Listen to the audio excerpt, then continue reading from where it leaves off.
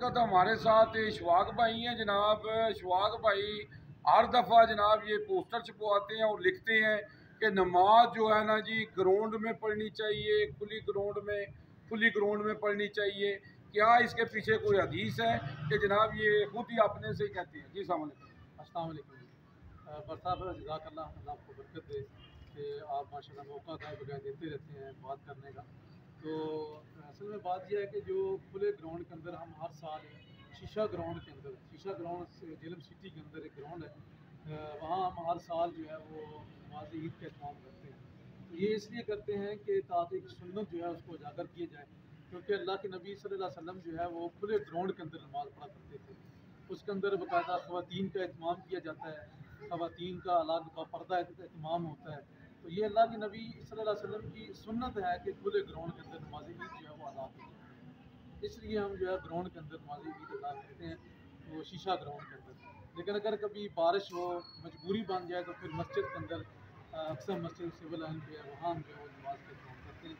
लेकिन आम जो है वो यानी कि हम एहतमाम भी करते हैं शीशा ग्राउंड। जी बहुत शुक्रिया जी, माशाल्लाह मेरे इल्म में था कि जी आप अपने से ही कहते रहते हैं जी ग्राउंड में आए, ग्राउंड में आए।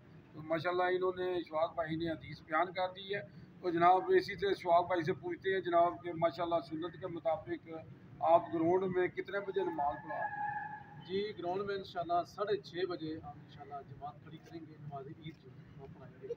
तो 6:30 बजे ये पैगाम में ऐलान है कि तमाम भाई जो है और ख़वातीन जो है 6:30 बजे ग्राउंड तक पहुँचे और नमाज ईद जो है। अच्छा शवाक भाई, ईद की नमाज तो चलो इंशाल्लाह पढ़ेंगे, 6:30 बजे पढ़ेंगे और सुन्नत के मुताबिक ग्राउंड में पढ़ेंगे। तो आप ये पहले बताएं ना, जो इससे पहले वाला जनाब अरकान है जो हमने फितराना देना है जी, उसका क्या तरीका है और कितने बजे देना है जी, और कितना देना है? जी, शुक्राना जो है ये नमाज ईद से पहले पहले जो है ना वो देना चाहिए। वैसे तो 2 दिन 3 दिन अगर पहले दे दें तो बहुत बेहतर होता है, क्योंकि फितराना असल में एक मिस्कीन का हक़ होता है।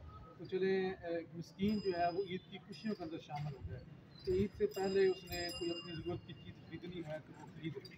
लेकिन अगर किसी वजह से कोई बंदा नहीं दे सकता तो ईद की नमाज पढ़ने से पहले पहले ये बंदा अदा कर सकता है, तो देना चाहिए। बाकी जो फितराना है, फितराना वैसे तो 350 रुपया बनता है। तो बाद लोगों ने 300 भी लिखा हुआ है। बहरहाल ये आटे पर है, आटा इस वक्त 150 रुपये किलो है। अगर 150 रुपये किलो आटा हो तो 2.5 किलो का तकरीबन जो है ये 300 नहीं बनता, ये 350 पौने 400 बनता है। तो इस हवाले से जो है ना बंदा वो अगर ज़्यादा दे दे तो बेहतर है, ताकि किसी मिस्कीन का भला हो जाए। जी। तो शवाक भाई, ये फितराना जो मेरे सामने छोटा बच्चा है, तो ये छोटे बच्चे पे भी फर्ज है? जी, फितराना जो है जो 1 दिन का जो बच्चा होता है, पैदा होता है, उसके लिए भी है फितराना। तो फितराना देना चाहिए, फैमिली सारी जो है ना वो फितराना देती अच्छा, तो कोई जो लोग मुलाजमत कर रहे हैं या जिनके पास पैसा नहीं है, तो वो क्या करेंगे? है। जी, जो जिसके पास वैसे तो जिसके पास 1 दिन का खाना मौजूद है ना, उस पर ये फितराना फर्ज है कि वो फितराना दे। तो जिसके पास एक टाइम का भी खाना नहीं है तो वो तो नहीं दे सकता, तो उस पर फिर फ़र्क होगा। लेकिन जिसके पास 1 दिन का खाना मौजूद है उसके लिए ज़रूरी है कि वो बंदा फितराना दे। जी बहुत शुक्रिया जी सुहाग भाई।